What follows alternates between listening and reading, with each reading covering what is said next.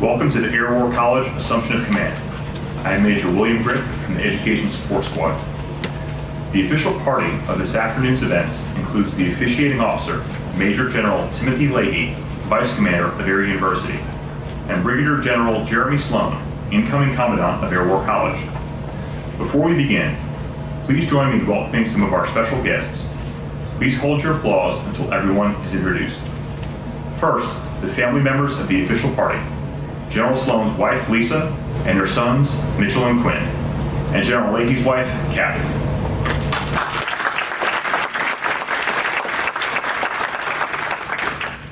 Next, we welcome a number of our key military and civilian leaders.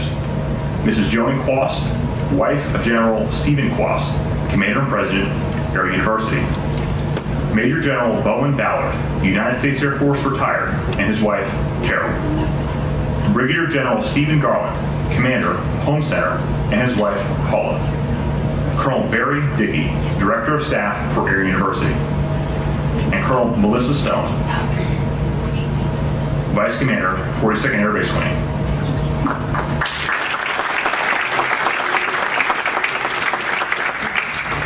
We also welcome all other commanders, commandants, directors, command chiefs, retired military personnel, civic leaders and partners, friends, and colleagues. We are honored to have you.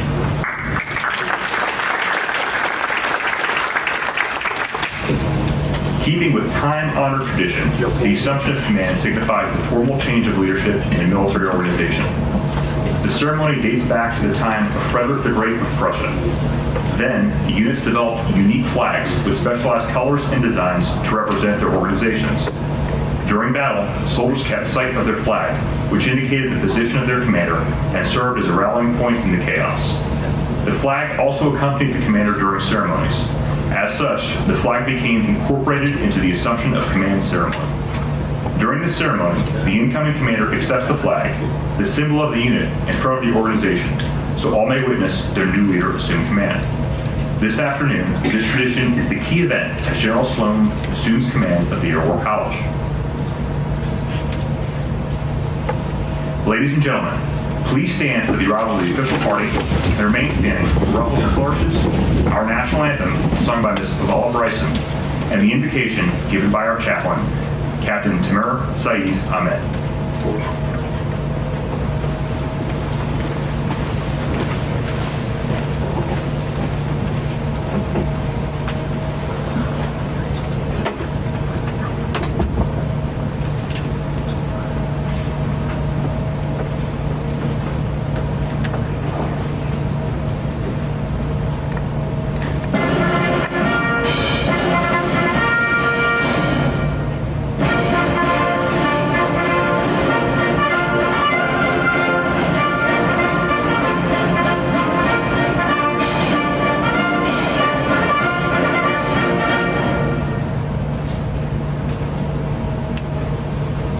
Oh, say, can you see by the dawn's early light what so proudly we hailed at the twilight's last gleaming, whose broad stripes and bright stars through the perilous fight o'er the we watched were so gallantly streaming, and the rocket's red glare, the bombs bursting in air, gave proof through the night that our flag was still there.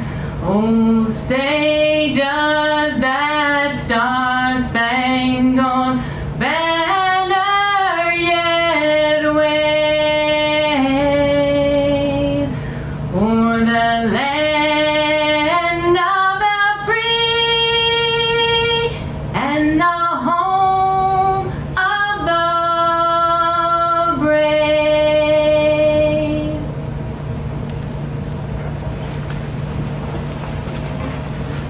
Please pray with me. Most gracious and loving God, thank you for being with us today at this Assumption of Command ceremony. Please illuminate our hearts with your presence and the warmth of your grace. We humbly ask you, Lord, for your blessings upon our new Commandant, Brigadier General Sloane. Give him the gifts of wisdom, strength, and the courage to provide the leadership necessary as he assumes command of the Air War College. Lord, be his constant source of support and inspiration in the months and the years to come.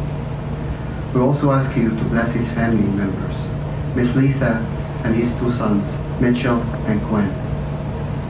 May General Sloane's signs of command be one of the blessings for him and for all the airmen and the staff of Air War College. Strengthen him in his new assignment and the tasks to which we have called him. Guide him to know your will at all times and inspire him with your glory and guidance.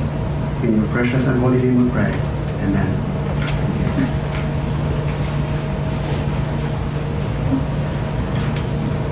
Thank you, Ms. Bryson and Chaplain Saeed Ahmed. Ladies and gentlemen, please be seated. Ladies and gentlemen, the Vice Commander of Air University, General T.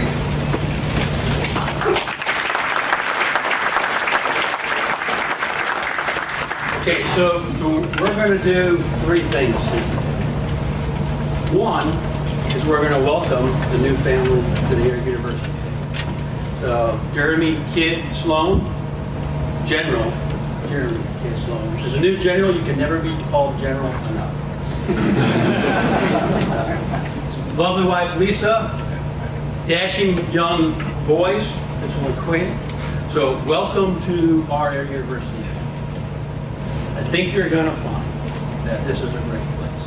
It's a tight-knit family. We get together, we do lots of things. It's a friendly place. I think you're really going to enjoy your time. I think you're really going to. The second thing we're here to do is to introduce you to our community and our partners. And what you'll find is we refer to this place called Montgomery, Alabama, as the best hometown of America. And we don't say that because it sounds nice. We say that because it has become a proven fact. The people of Montgomery, Major General Retired Bowman Ballard, who is a part of or a member of the Chief of Staff of the Air Force's Civic Leaders Group. In other words, he gets together with the chief and tells him that he's doing wrong. It's only a retired general can do. His lovely wife, Carol, who is also a great member of family.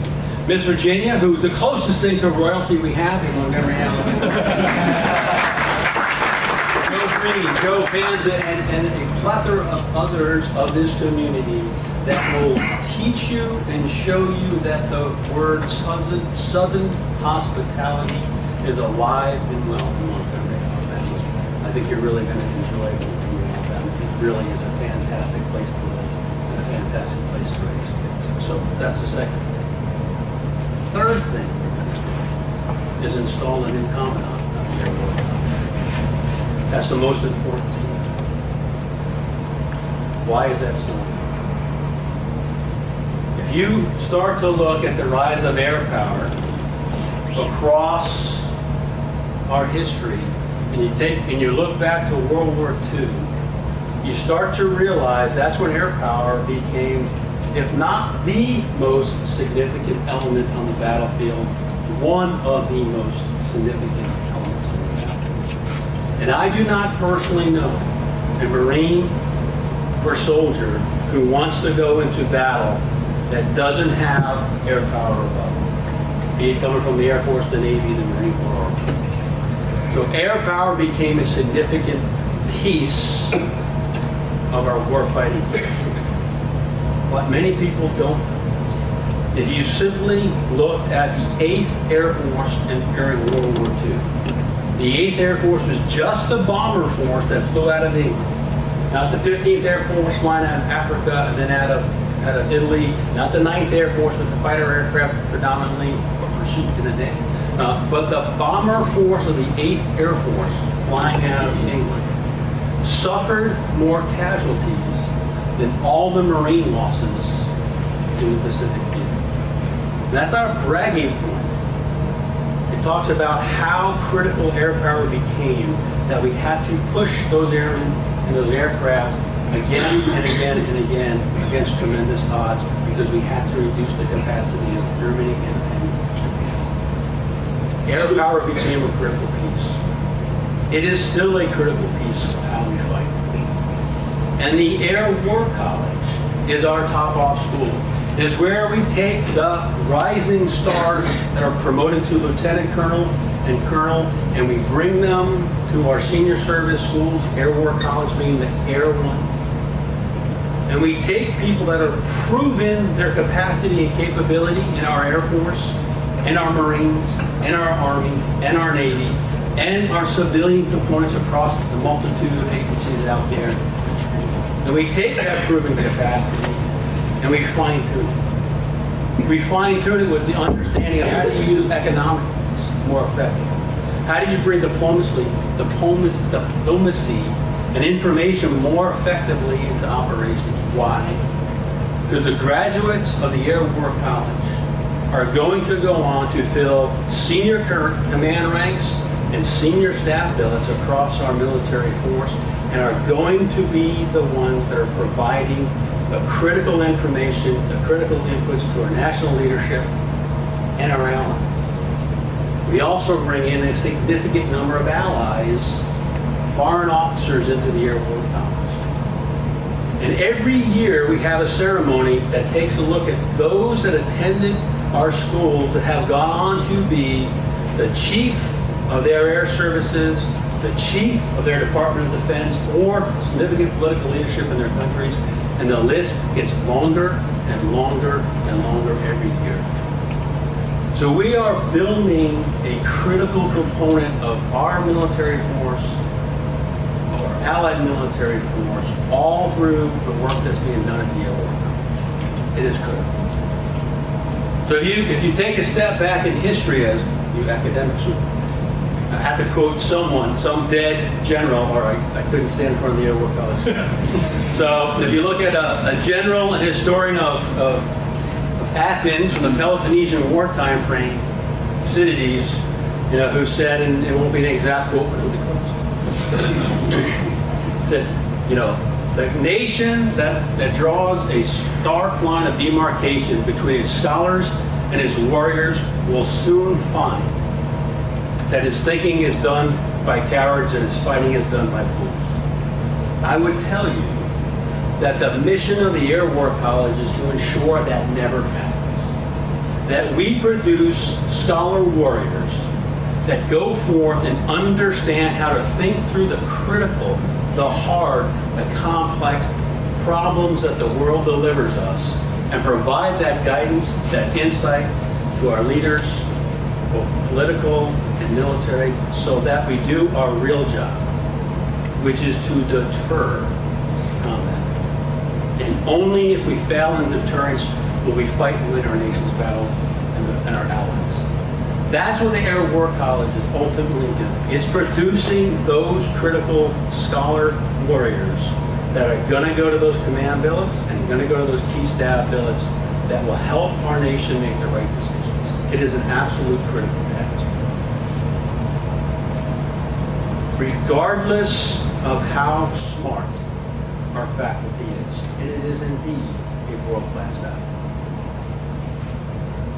The goal, what must be achieved, is for us to take this faculty that you see arrayed before you and ensure that what we produce is a product that is greater than the sum of the parts. So this world-class faculty will do great stuff, but will only achieve its real potential when it is led by someone that has vision, character, and capability to drive it to where it needs to be. And that's why we're here today. To install a leader that can make a difference in the Air War College, that can take all of the capacity that exists and funnel it and guide it and mentor it and move it. So the question before us today is, kid the right guy. So I perused his record to make certain, and you tell me if you think we got the right guy. Top 10% of lieutenants. Excelled in pilot training with a 97.5 test average. An SOS Distinguished Graduate. Top captain of 11 in 67 Fighter Squadron. #1 flight commander in 67 Fighter Squadron. #1 of 5 officers and pilots. #1 of 20 officers. #1 of 196 56 Fighter Wing Field Grade officers. #1 of 11 officers. #1 of 11 Thunderbird officers. #1 of 37 Wing Ops officers. #1 of 18 officers. #1 of 37 Ops officers in the 57. #2 of 237 Wing Majors.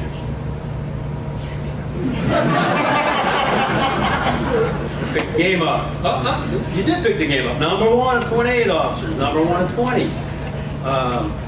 Fighter Wing Lieutenant Colonels. #1 of 1905. #1 of 22. 388 Fighter Wing Lieutenant Colonels. #1 of 9.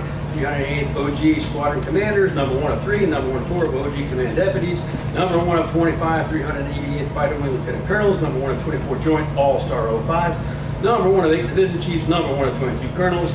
#1 of 12 Colonels in the 56 Fighter Wing. And the coup de grace, for those of you that don't speak French, that means a really cool thing, is an Air War College graduate. So.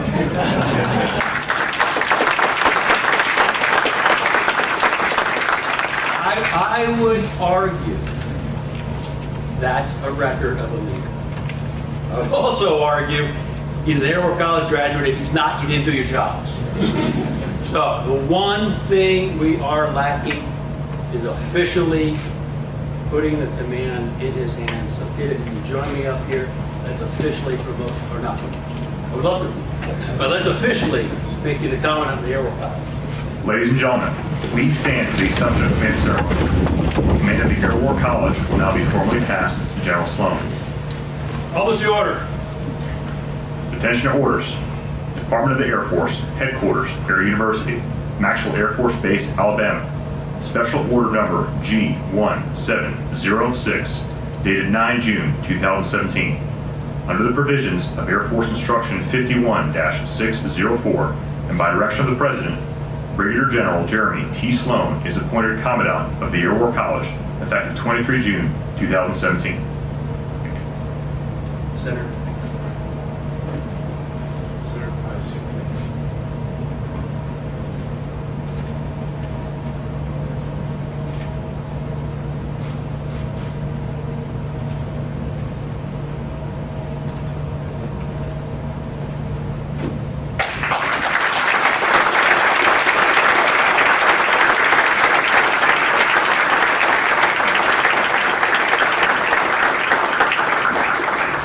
Gentlemen, the Commandant and Commander of the Air War College. Please be seated.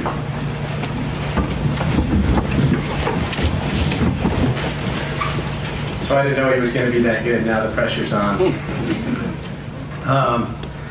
I can't tell you how excited I am to finally be up here on stage, taking the guidon and shaking the stick as Commandant of this amazing school.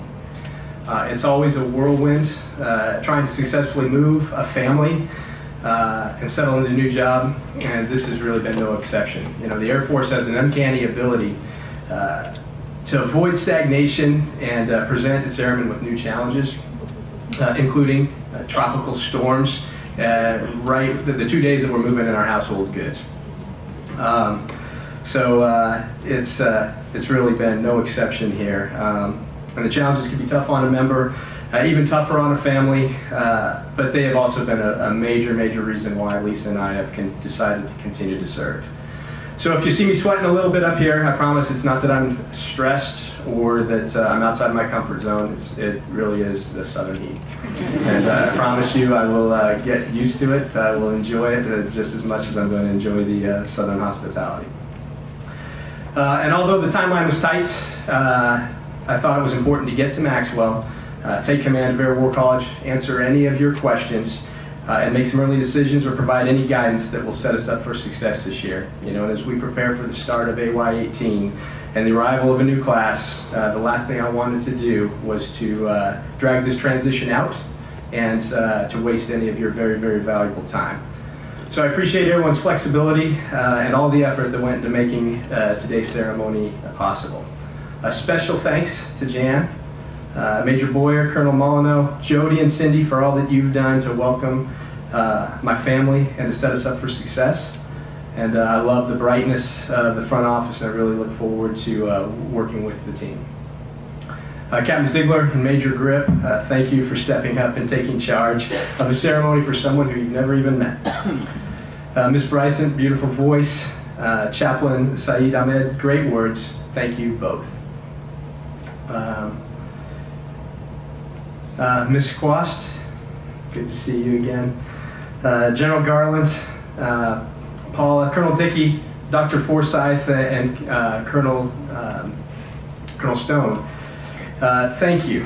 And members of the Maxwell team, thank you. Thank you for being here and for making this an exciting mission to step into and a base that my family and I love stepping onto. And I can tell this is going to be a great hometown. To General and Mrs. Ballard, the Wright Flyers, and our MGM partners, I appreciate you taking time out of your busy schedules to be here today. And thank you for all that you do for the community and to tie the community and its leaders to Maxwell Gunner, the Air Force, and the DoD. And a big thanks to General Quast, especially for his confidence in me, and to General Kofelt and Colleen for handing over a college that's flooded with talent, rich in its relationships, and operationally set up for a tremendous academic year. And General Leahy, thank you for the words. Setting too high of a bar, appreciate that. And for officiating the ceremony perfectly on a very, very short notice. But an even bigger thanks for all the support that you and Kathy have provided Air War College and its families, and for the leadership and continuity that you provided all of Air University. Lisa and I look forward to learning from you and helping AU in any way that we can. To the men and women of Air War College and to our partners who we connect with daily, thank you for this amazing opportunity. As all of you now know, I'm a proud 2011 graduate of the Air War College. I hope you all noticed how he didn't say #1 graduate of Air War College. But I did see the strength in all of our faculty, the import of our speakers, and I fell in love with the seminar construct and how it facilitated joint, interagency, and multinational thinking about air power. Dr. Hemmer, it is great to see you again, along with many of the other familiar faces of the faculty that have made Air War College great, not just in 2011, but made it what it is today. And I look forward to working with you all, Colonel Drake, and the team as we build what it will be tomorrow. The foremost college for air, the foremost college for space, the foremost college for cyberspace education and thought, preparing the world's best joint strategic leaders who can command and lead at the strategic level across a range of military operations in joint, interagency, and multinational environments. You've heard it all, a mission that you all know, a mission at which together we are determined to succeed. Lisa, Mitchell, Quinn, and I were excited to be a part of Air University. More importantly, we look forward to immersing ourselves into the city of Montgomery, into Maxwell Air Force Base, and most especially the Air War College, as we connect with students, with the staff, and with all the families. And my door, and our family's door, will always be open to listen and learn about your thoughts about air, space, and cyberspace, about the opportunities and the value of this institution that we own, and about Air War College's current and future role, as together we prepare air-minded strategic national security leaders and strategic thinkers and answer the Air Force's big challenges to help deter and or win our nation's wars. I'm honored to be here today. I look forward to meeting with and talking to everyone. Thank you for being here, and thank you for welcoming us.